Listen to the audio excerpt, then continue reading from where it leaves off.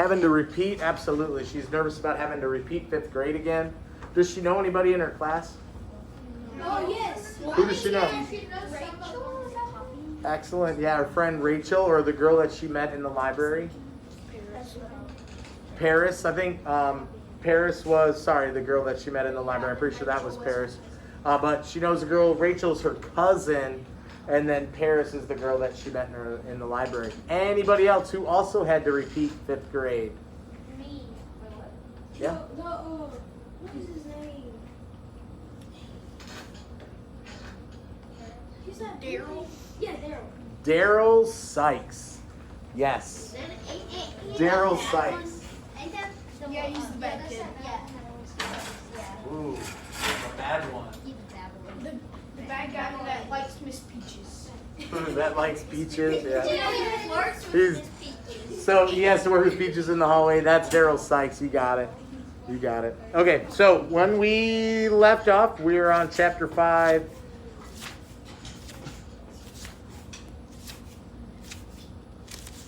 This one is pretty good.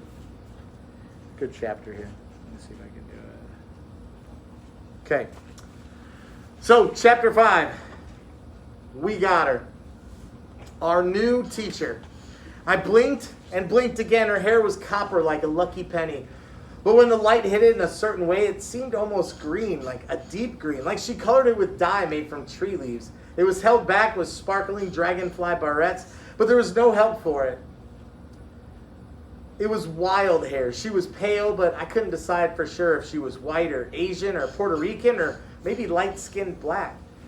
When someone is wearing lipstick as purple as an eggplant, it's hard to tell. She wore lime eyeshadow and heavy black liquid eyeliner, making her expression cat-like. She wore a yellow dress that looked like it was made of tissue paper, kind of old-fashioned and grandmotherly, but hanging slightly over her shoulder. Her bra strap was showing. It was also purple. She looked less like a teacher and more like one of those burnout punk rocker teenagers who hang out in front of the Dunkin' Donuts on Belmont near the L stop, only grown. Her arms were full of flowers. She opened up her desk drawer and pulled out a scissor and sat down, cutting each stem at an angle, and then she swiveled her chair and pulled out a vase from the cabinet behind her and arranged the flowers. We all watched, caught up in where she moved the daisies and the sunflowers, tilting our head along with hers this way and then that way. Have you ever been to a farmer's market? She asked the air, her eyes still on the flowers. The flowers there aren't like the ones in the grocery store. Oh no, it's a whole different deal. Imagine these beauties for sale in the middle of a parking lot. Oh, I swear you can get anything your heart desires in the city. I don't see why anyone ever settles for less. She swiveled again and pulled out a watering can. Please. And she thrust the can at a girl in the front row. We all jumped. It was the first time she seemed to notice that any of us were there. And we had all forgotten that we were there too. The girl left the room to fill the can. In the meantime, the woman sized up the space on the wall behind her desk. And then she whipped out a hammer and a nail went into the wall with a brisk bang, bang, bang. We all jumped again. She hung a framed diploma on it. If I narrowed my eyes, I could see it said, Mrs. Frumper's Fabulous School for Teachers, in fancy handwriting. She straightened it carefully, put her hand over her heart, and blew it a kiss through her lips in a satisfied way. And then she pulled out a table lamp with a shade of thin red glass shaped like a tulip. 6 clear crystals hanging all around the base of the shade shimmered and sang like small bells when they moved against each other. She unhooked each crystal and polished it with a handkerchief she pulled out from whatever it was she was wearing under her clothes. She held each crystal up to the light in turn and squinted. We all squinted.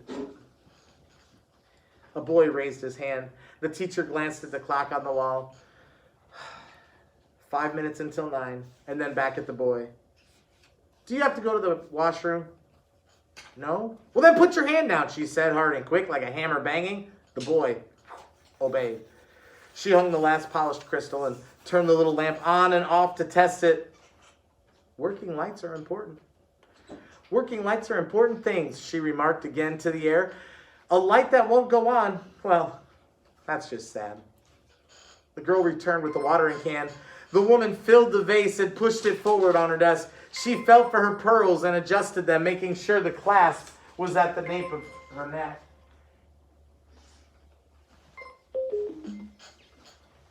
She made sure that the clasp was at the nape of her neck, and then she sat, her lips against her fist, and looked at us one by one with the concern of a dentist peeking into a very wide and decaying mouth. The bell rang. The teacher sighed,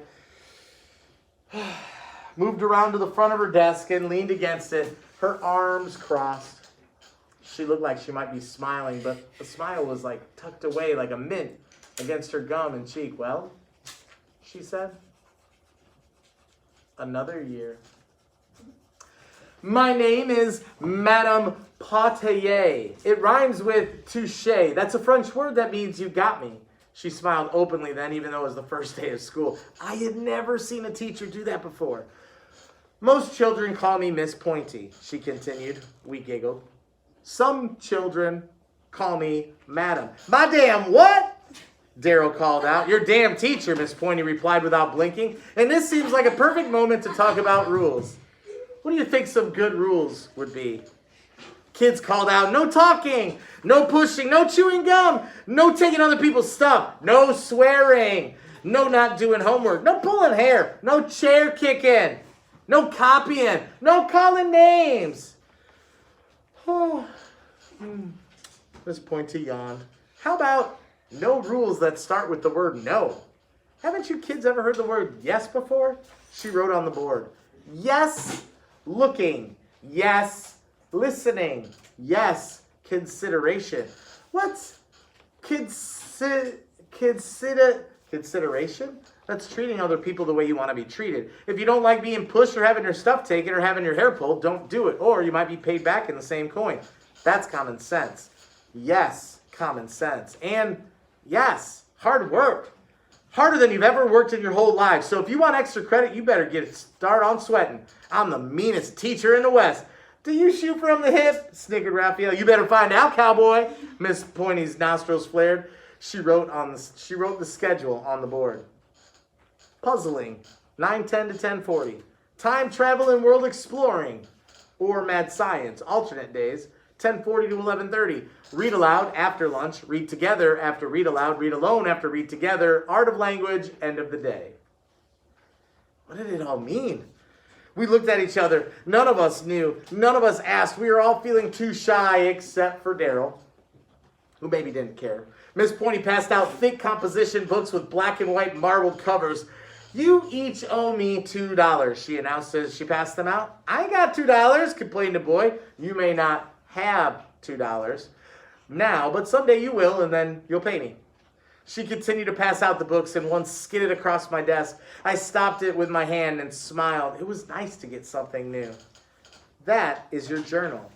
You will write in it every day. Begin each journal with the date, Dear Diary or Dear Journal.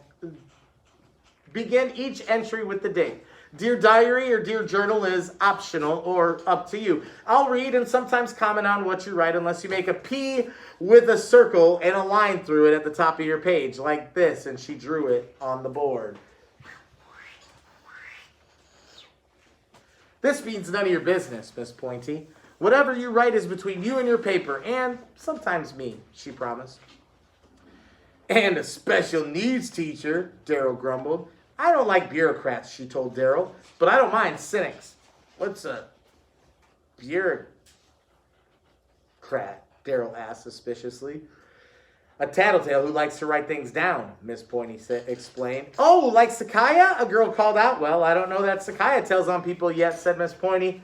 So far, I only know that about you. The girl turned red. Miss Pointy winked, forgiving. Man, she does shoot from the hip, Raphael howled. We laughed some more. What's a cynic? Asked Paris. That's someone who sees the world through mud-colored glasses. Mud's easy to clean up, though. God made dirt, dirt don't hurt. That's what my little brother used to say right before he ate dirt. We looked at Miss Pointy, and I couldn't help but smiling. A teacher who had a brother that ate dirt? A teacher who would lend you $2. A teacher who was going to show us how to travel through time and solve puzzles. So she used big words and shot from the hip. Those two things could be overcome. All other signs pointed to human. Now, line up against the wall. I'm picking your seats. Come on, no whining, come on.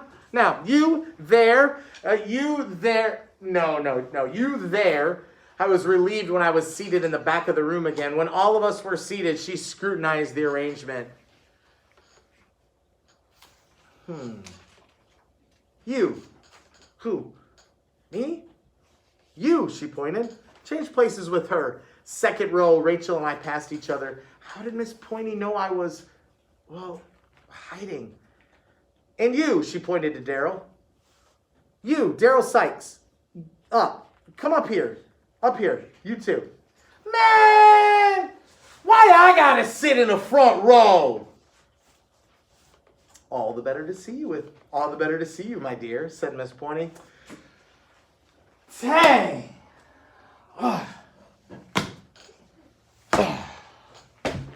Daryl got up as slowly as if he weighed 800 pounds. I'm glad your laptop wasn't in that. Yeah. Daryl got up slowly as if he weighed 800 pounds and sauntered forward. He finally slammed his book bag and body into place with such force he could have been crash landing off the top of a skyscraper. Oh, a thespian, Miss Pointy sniffed. Your stage business is sluggish. We'll have to work on your pacing. What's a thespian? Asked Tanasia. That's an actor. Man, I ain't no actor! Daryl exploded. I'm Daryl Sykes, and you better watch your back, teacher! All of us straightened up. One boy made a sound, and it was quickly hushed by another. Miss Pointy raised an eyebrow and scratched it. How is it I'm supposed to watch my back? I haven't any eyes in my back. She seemed genuinely perplexed by the request. She even glanced over her shoulder to see how it felt. No, I'd never be able to watch my back and teach at the same time. Never. She shook her head sadly and sighed. Oh well, can't be helped. Note to self. She wrote on a pad on her desk. A sign, back watching, monitor, Daryl Sykes, isn't it? Would you mind watching my back for me since you so initially were kind enough to show concern in that regard? It would be the first assigned job of the school year. He was confused, but we were smiling. Daryl was not. Yes, make life easy on yourself, Miss Pointy said. Don't mess with your teacher. Speaking of making life easy and of messes, I need your help to lighten the daily load. First, may I have a volunteer to stay and help me after school, clean up the erasers and such? Someone from the neighborhood, no one who needs to catch the school bus. Sorry, this is a permanent job. I'll call and get permission from your parents. Your name? Rachel? There went my walk home. Oh well. I thought of raising my hand as she named other classroom jobs, one that would rotate so we'd all get a turn. Messenger, homework returner, current events reporter, on and on. Maybe she could use more help after school. Maybe I could ask her and she would say yes. And I would clean the erasers with Rachel, but I hadn't raised my hand in years. I wasn't sure my hand still knew how to raise. I lifted my wrist limply. It wasn't going to happen. You'll be leaving before lunch today. Just enough time to pass out textbook, Miss Pointy let out a private little laugh. Any of you ever read a textbook under the blankets with a flashlight? We looked at each other and then shook our heads. Anyone ever recommend a textbook to a friend? Did you ever say, oh, this is so great. You've got to read this. No? Anyone cry at the end of a textbook? We all laughed. No? Said Miss Pointy. Well, they make lovely paperweights anyway, don't you think? I'll find something else for us to read for the most part. Now, while I'm passing these out as I'm mandated. What's mandated? Bossed. You work in your new journals. Some days you'll write about your life. Boring! Somebody called out. Miss Pointy stopped stone cold. Who said that? Nobody answered.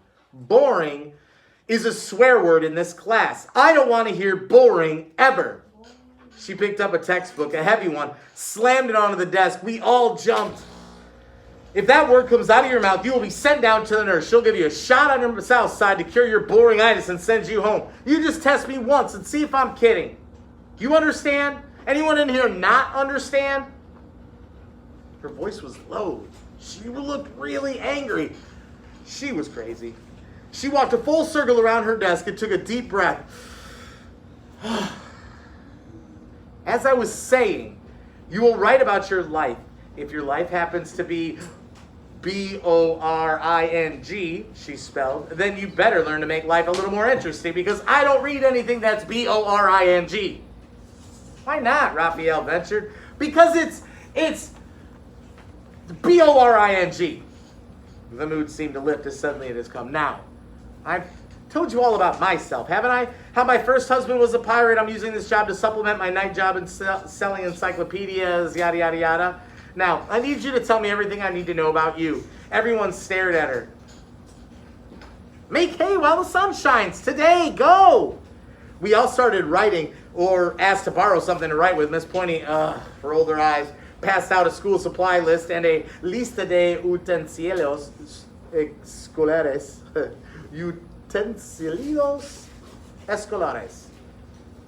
Soon, everyone was either writing or chewing on their pens and looking like they were trying to see their eyebrows. Everyone except me, everyone in turn, imagining what they would write. Rachel.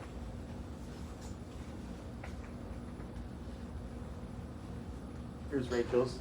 Could you hit the lights for me, Garrett? Just turn that one off.